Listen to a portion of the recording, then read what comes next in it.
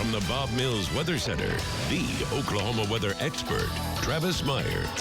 All right, around the area, not much going on, but you can go down to Fort Sill, Lawton area, and there's just a little puff of smoke you see right here. We hope that's not the beginning of fire season, but we did have some fire weather watches going on down southwestern Oklahoma, red flag fire warnings, and so that's kind of kicking off the season, so to speak. We had some rain, so we've had a lot of grass. Now the grass is burning up, and so that's not good in some areas.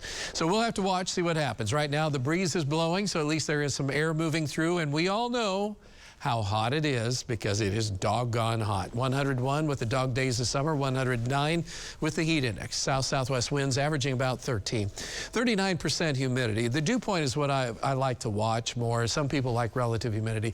Dew point, once it's 70 or so, it's steamy. If it's 80, it is suffocating. 60 is fairly comfortable. 50 is awesome. So that kind of gives you a way to kind of measure the amount of moisture in the atmosphere without worrying about relative humidity, which is relative to the temperature. All right, so it's hot. It's just plain hot. I don't know what else to say about that one.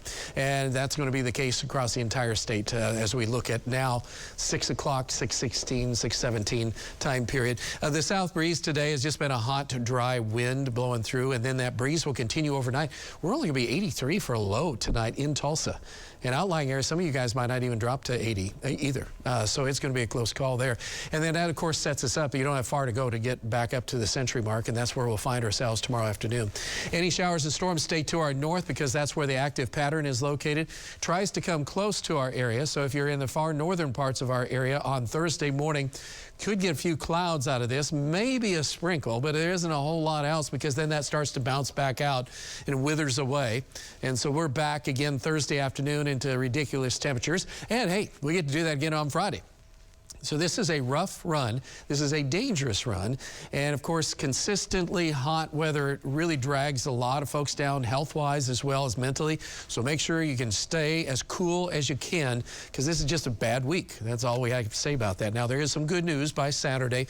There's a boundary to the north, and there is going to be a hot afternoon on Saturday showing up for us. But then after that, some showers and thunderstorms could show up Saturday night into Sunday morning. Sunday, not nearly as hot, except down around the Red River, because that's still a boundary there. This will continue to push southeast, and it should trigger some scattered showers and storms late Sunday and Sunday night. So there are opportunities for that. Amounts of rain over the next 7 days still is not that great, but we could see a 1/4 inch to an inch in a few areas. And heaven knows I'll take a 1/4 inch of rain right now. I'll take anything because things are starting to burn up around my place. Amazing. 3 weeks after raining for 10 weeks, and then all of a sudden, it's a bone dry. All right, so we're looking at the chance of rain, not great, and they're going to be spotty, but at least our better chances Saturday night into Sunday and Monday. They taper down, but they're still not totally gone at that point. The temperatures will be rebounding once we get past next week a little bit, midweek, and they'll go back to hot again, but at least we get a break. And in August, when the average high is 95, I'll take that. And across the country, we have the hottest weather pretty much of any place, 107 over in Phoenix, but you can tell the story pretty much is right around the breadbasket, and that's where we are, and that's what we're dealing with. All right, here's the forecast then. We're looking at 95 at 9 o'clock tonight. That's why we have excessive heat warnings, heat advisories for everybody, as it's just too doggone warm all night through the morning hours. Again, whatever you can do to help out anybody without air conditioning to make sure they stay cool, because we're nearing 100 at noon. And then we really don't get a break until we get on into about Sunday when the showers and a few thunderstorms and clouds and a north wind blow in. So that'll help out. But for the next 3 or 4 days, got to make sure everybody's cautious and smart. I like that 89 degrees on there. I know, and I hope that comes true. I'm going to start praying right now. Yeah, start praying for it. Amen.